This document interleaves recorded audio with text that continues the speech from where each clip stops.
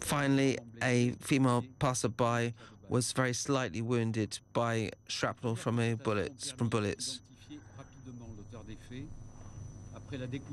Following the discovery of his papers, it was corroborated and identified him as being Karim Shafi, born on the 31st of December 1977 in the department of Seine-Saint-Denis.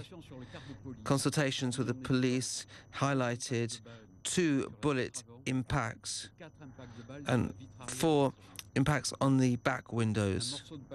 A piece of paper discovered close to Karim Shafi's body shows that he probably had in his pocket carried a message, a handwritten message supporting Daesh or Islamic State. Several other pieces of paper were then found between the 2 seats of the vehicle that supported the addresses of several police services. Finally, in the framework, in the boot of the vehicle, there was a large black sports bag which contained a caliber 12 and various other weapons that were in the boot of the vehicle.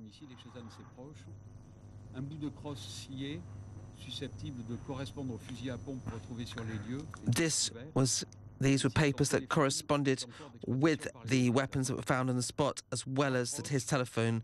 4 people who were close to him were found when there was a raid, have now been arrested and are in detention.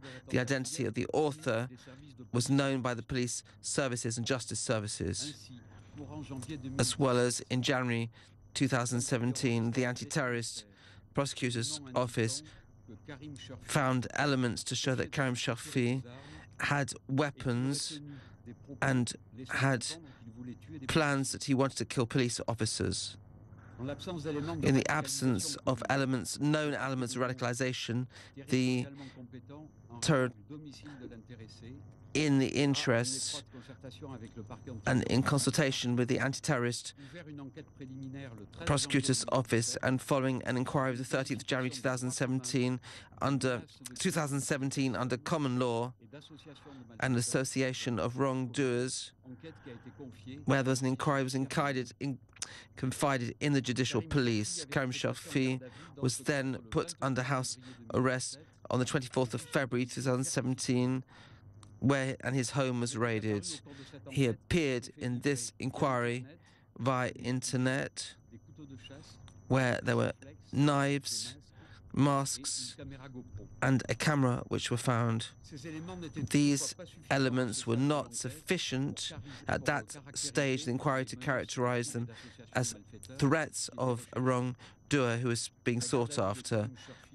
The detention was therefore lifted against Karim Shafi, and moreover, the judicial interception, as well as the exploitation of computer material, using of computer material in his home, remained vague. In particular, the investigators were not able to find any trace of documents or consultation of sites.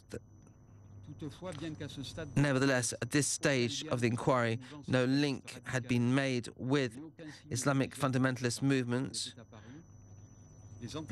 The previous antecedents, which I'm going to come back to in a few moments, justified the pursuing of investigations with the anti-terrorist section, which became terrorist, of the head of the individual terrorist enterprise in the framework of an inquiry that was opened on the 19th of March 2017. I'd like to clarify that Karim Shafi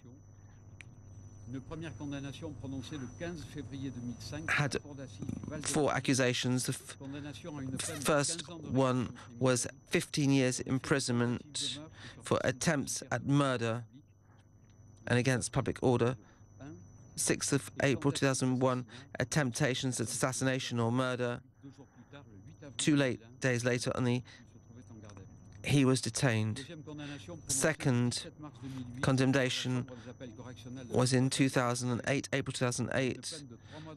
3 months imprisonment for violence without incapacity against a person from the penitentiary administration, which was committed on 20th of May 2007.